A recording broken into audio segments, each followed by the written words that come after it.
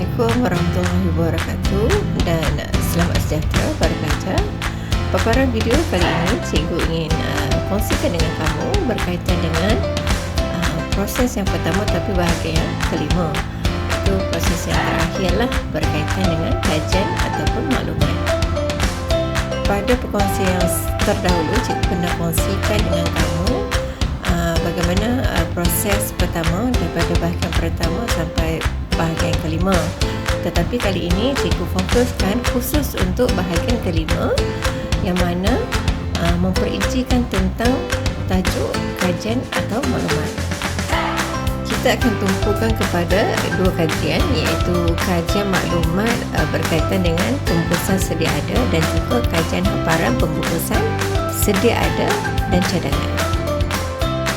Jom cikgu tunjukkan cara manual untuk menghasilkan kajian tersebut. Di setiap kajian cikgu memfokuskan tentang beberapa elemen visual, iaitu tipografi, ilustrasi, warna, reka letak, label makanan dan logo.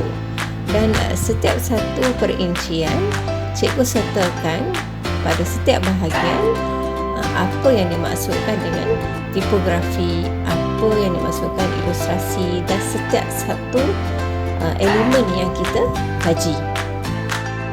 Para pelajar boleh catatkan sedikit catatan berkaitan dengan kotak yang dipilih.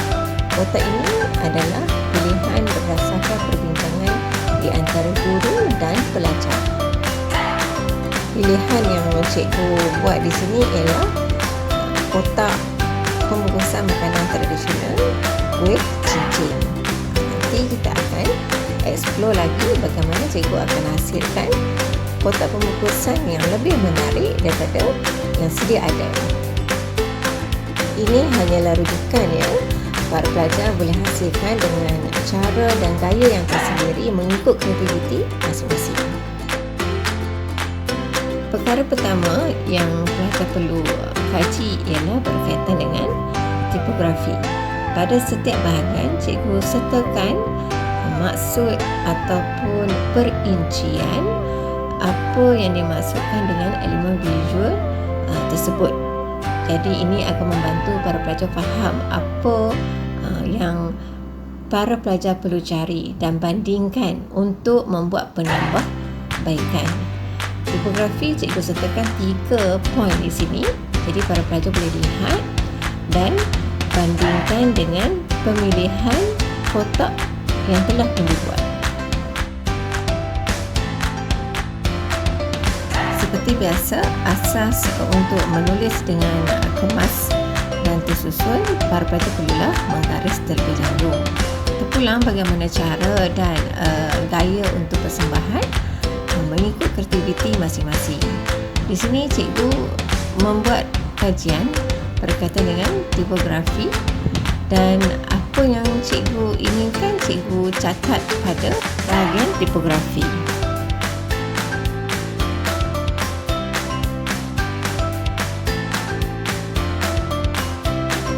Seterusnya adalah berkaitan dengan ilustrasi.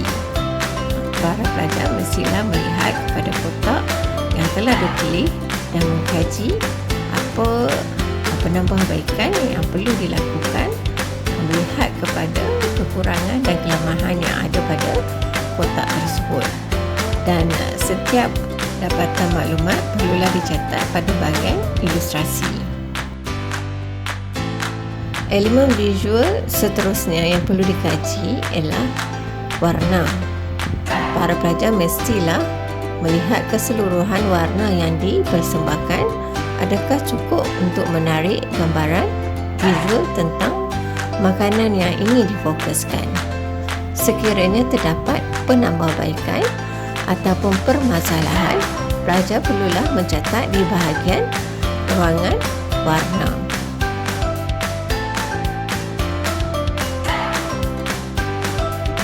Jom kita lihat pula tentang reka letak.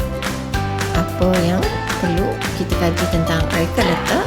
Adakah berkaitan dengan isi kandungan, gambar dan juga tipografi? Para pelajar perlulah menilai dan membuat catatan.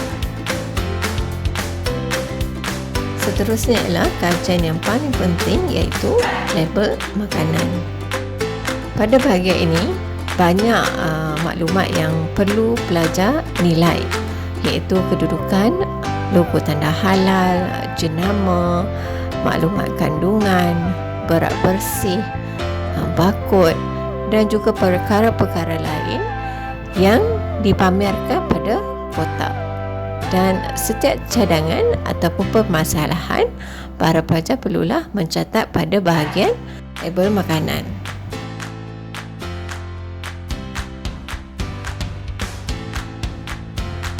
Bahagian terakhir elemen visual yang perlu dikaji ialah logo.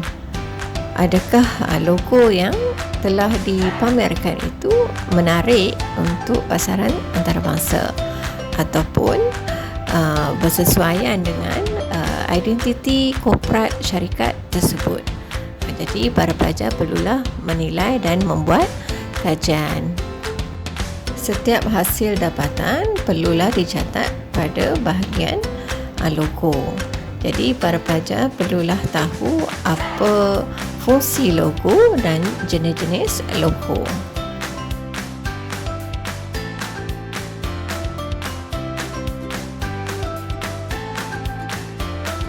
Selesai catatan, para pelajar boleh kemas kini persembahan pada helaian tersebut. Suka cikgu ingatkan bahawa apa yang cikgu kongsikan di sini adalah secara asas. Para pelajar boleh membuat dengan lebih terperinci berdasarkan rujukan yang cikgu bagi. Jadi ini hanyalah sekadar panduan. Seterusnya kita pergi pula kepada bahagian kajian hamparan, di mana contoh yang cikgu paparkan ini adalah secara digital. Jadi pada hari ini cikgu ingin tunjukkan pada para pelajar bagaimana cikgu lakar secara manual, secara asas sebagai panduan untuk rujukan kamu. Cadangan hamparan kotak pilihan bergantung kepada pemilihan pelajar dan guru setelah berbincang. Maka setiap persembahan untuk tajuk 4 ini tidak sama antara satu sama lain. Ia bergantung kepada pilihan reka bentuk masing-masing. Lakaran yang sedang cikgu lukis ini ialah berkaitan dengan hamparan kotak sedia ada.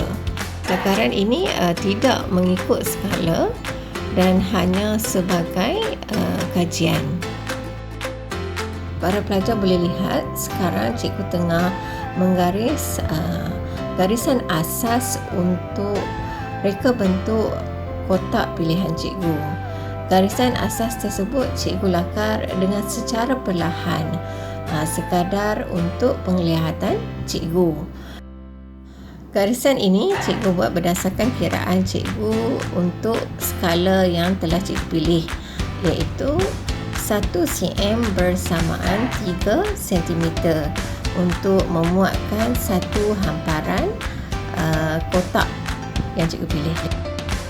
Selesai membuat tanda dan garisan asas, barulah cikgu membuat penegasan dengan menekan mata pensel supaya garisan yang ingin cikgu tunjukkan itu ketara.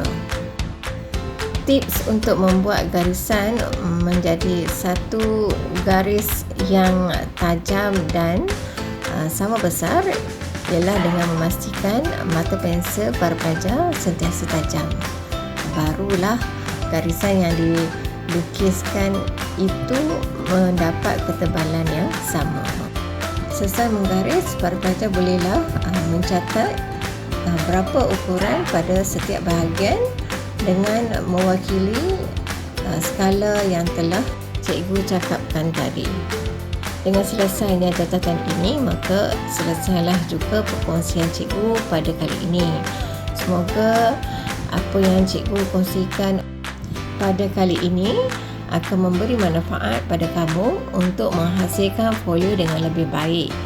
Semoga kita berjumpa lagi untuk paparan yang seterusnya, iaitu proses kedua untuk pengolahan idea. InsyaAllah cikgu akan kongsikan dengan kamu lebih paparan dan perkongsian yang mudah untuk kamu faham. Assalamualaikum warahmatullahi wabarakatuh dan selamat sejahtera.